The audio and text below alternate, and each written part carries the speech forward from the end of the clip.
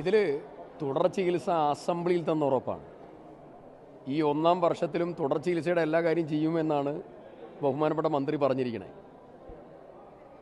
പിന്നെ കെട്ടിട ഉടമകൾ, വ്യാപാരികൾ, കർഷക തൊഴിലാളികൾ അവരുടെയൊക്കെ പ്രശ്നങ്ങൾ തീർക്കുമെന്ന് പറഞ്ഞതാണ്. ഓരോ സെഗ്മെൻറ്റും തീർക്കുമെന്ന് പറഞ്ഞതാണ്. ഇന്നത്തെ പ്രഖ്യാപനം സെയിം പ്രഖ്യാപനമാണ്. ഞാനതിന് വില കുറച്ച് കാണില്ല. ഒരു വർഷം എടുത്തിട്ട് തുടർ ചികിത്സയുടെ പ്രഖ്യാപനം വീണ്ടും മുഴക്കുന്നത് ഒരു ദുരന്തബാധിത സമൂഹത്തെ അഡ്രസ്സ് ചെയ്യുന്നൊരു സർക്കാരിന് ചേർന്ന നടപടിയല്ല.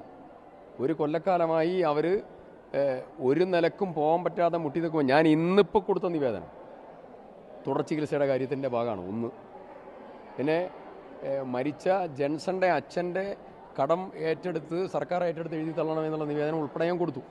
അപ്പം ഞാൻ പറഞ്ഞത് സർക്കാരിൻ്റെ പ്രഖ്യാപനങ്ങൾ ഒക്കെ കൊള്ളാം, പക്ഷേ കഴിഞ്ഞ പ്രഖ്യാപനങ്ങൾ പോലെ ആവരുത്. അത് സമയബന്ധിതമായി നടപ്പിലാക്കണം. എല്ലാ കാര്യം ഇപ്പം ഓരോ മേഖലയിലും ഇപ്പോൾ ഉപജീവന മാർഗം പൂർണ്ണമായും കൊടുക്കാൻ പറ്റില്ല, ഭാഗികമായി കൊടുക്കാൻ പറ്റിയിട്ടില്ല. തുടർ ചികിത്സ എത്ര ആപ്ലിക്കേഷൻസാണ് ഗുരുതരമായ രീതിയിൽ പെൻഡിങ് ഉള്ളത്? വ്യാപാരികളത്, കെട്ടിട ഉടമകളത് പെൻഡിങ് കിടക്കുകയാണ്. കർഷക തൊഴിലാളികൾ ഇവരൊക്കെ കോടതിയിൽ പോകാനുള്ളതായിരിക്കും ഒരുക്കത്തില്ല അവരുടെ പ്രശ്നം സംബന്ധിച്ച്. അപ്പോൾ ദുരന്തബാധിത സമൂഹത്തെ അഡ്രസ്സ് ചെയ്യാനുള്ള മെക്കാനിസം വർക്ക് ചെയ്യാതെ ഒരു വർഷം എടുത്തുമ്പോൾ ചിന്ത വന്നു എന്നതിനർത്ഥം. അങ്ങനെ പ്രഖ്യാപിക്കുക അഡ്രസ്സ് ചെയ്യപ്പെടേണ്ടതല്ല ദുരന്തം. 298 ആളുകൾ മരിച്ചൊരു വിഷയം ഒന്നാം വാർഷികത്തിൽ ഓർമ്മ വന്ന് പ്രഖ്യാപിക്കേണ്ട ഒന്നല്ല, ഇതിൻ്റെ മുമ്പേ നടന്നു തീരേണ്ട ഒന്നായിരുന്നു. ഇനി ഒരു വർഷം ചെയ്തതുപോലെയുള്ള കാലവിളവുമ്പം ഇനി ഉണ്ടാകാതെ സൂക്ഷിക്കുക എന്നതാണ് സർക്കാരിനോട് പറയാനുള്ള ഏറ്റവും പ്രധാനപ്പെട്ട കാര്യം. ഈ പ്രഖ്യാപിച്ച കാര്യത്തിൽ മുഴുവൻ ഞാൻ ബഹുമാനപ്പെട്ട മുഖ്യമന്ത്രിക്കും റവന്യൂ മന്ത്രിക്കും ഒക്കെ എഴുതി കൊടുത്തതാണ്. ഞാൻ എഴുതി കൊടുത്ത് മുഖ്യമന്ത്രിയെ നേരിട്ട് കണ്ട് ഞാൻ കൊടുത്ത സാധനമാണ്. റവന്യൂ മന്ത്രിയോട് പറഞ്ഞതാണ് അവിടെ ഒരു സ്മാരകം വേണം, അതിന് 98 ലക്ഷമാണ്. എൻ്റെ സങ്കല്പം അതായിരുന്നില്ല.